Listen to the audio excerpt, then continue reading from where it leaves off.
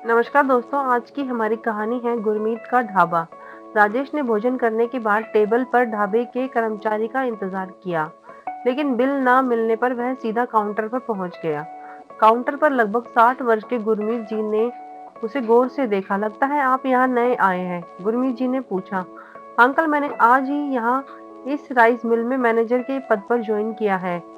आपको हमारे ढाबे का भोजन कैसा लगा? राजेश ने जवाब दिया, जी भोजन तो बहुत स्वादिष्ट था, लेकिन आपके ढाबे के कर्मचारी बिना बिल लिए ही चले जाएं, तब भी उन्हें कोई फर्क नहीं पड़ता।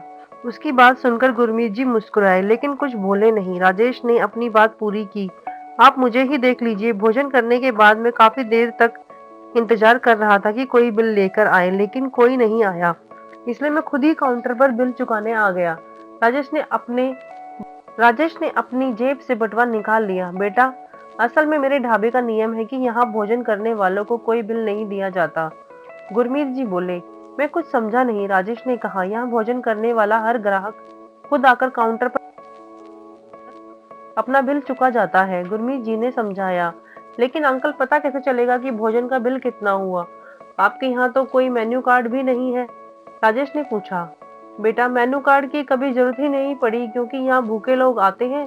भूखे आदमी के लिए भोजन मायने रखता है, मेनू कार्ड नहीं, गुरमीत जी ने उत्तर दिया।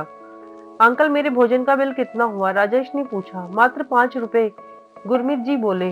राजेश को विश्वास नहीं हुआ, आखिर कोई इतना स्वादिष्ट भोजन सकता है? दाल, चावल, रोटी, सब्जी, पापड़ सब मिलाकर मात्र 5 रुपए। हाँ बेटा, यहाँ भरपेट भोजन का बिल मात्र 5 रुपए ही होता है, गुरमीत जी ने पुष्टि की। अंकल, एक बात पूछूं? राजेश ने पूछा। हाँ बेटा, पूछो, गुरमीत जी ने कहा। इतनी महंगाई में आप इतना सस्ता ढाबा कैसे चला लेते हैं? राजेश ने जिज्ञासा से पूछा। ऊपर वाले की कृपा है बेटा,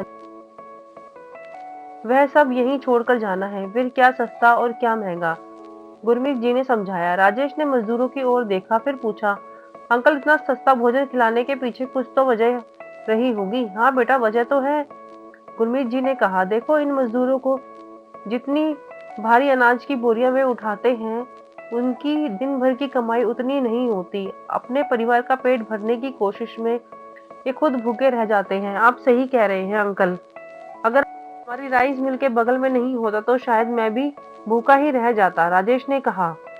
मेरे पिताजी मुझसे हमेशा कहते थे कि जो लोग अपनी कमाई में से कई बोरी अनाज खरीद सकते हैं, उन्हें आगे बढ़कर किसी गरीब की मदद जरूर करनी चाहिए, गुरमीत जी ने बताया। आपके पिताजी की बात से मैं भी सहमत हूँ अंकल। अगर आप बुरा ना माने तो मैं आपसे एक और बात पूछ लूं? राजेश ने पूछा। जरूर बेटा, पूछो, गुरमीत जी ने कहा। इतना सस्ता ढाबा चलाने के लिए आपका मुनाफा क्या होता है? राजेश ने पूछा। गुरमीत जी मुस्कुराए और बोले, तृप्त हो रहे इन मजदूरों के खिले हुए चेहरे ही मेरा मुनाफा है। राजेश पल भर के लिए निशब्द हो गया, लेकिन आज गरीबों के एक फरिश्ते से मिलकर खुद को तृप्त महसूस किया। अंकल, अपनी कमाई में से एक बोरी अनाज खरीदकर किसी जरूरतमंद को दान देने में मैं भी सक्षम हूँ, लेकिन एक बोरी अनाज किसी एक जरूरतमंद देने से अच्छा है कि मेरा किया हुआ दान आपके ढाबे की रसोई के माध्यम से कई जरूरतमंदों के पेट में जाए। कहते हुए राजेश ने 2000 का नोट काउंटर गुरमीत जी ने सच्चे दिल से किए गए इस दान को स्वीकार किया और राजेश को आशीर्वाद दिया। दोस्तों, इस कहानी को सुनकर आप क्या सोचते हैं? नीचे कमेंट करके हमें जरूर बताइएगा। धन्यवाद।